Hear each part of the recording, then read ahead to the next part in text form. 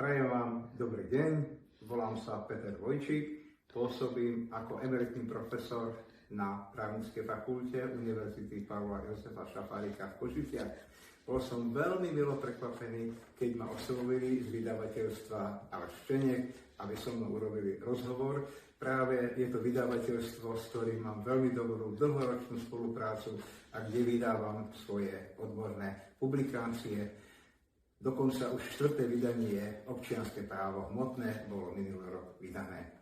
Takže ak by ste sa chceli trochu viac dozvedieť, ako som začínal na fakulte, ako som sa vlastne dostal k odboru duševné vlastníctvo a ako hodnotím svoje pôsobenie aj na Metropolitnej univerzite v Prahe, tak prosím, môžete si vypočuť a pozrieť rozhovor na webovej stránke vydavateľstva www.aleššteniek.cz.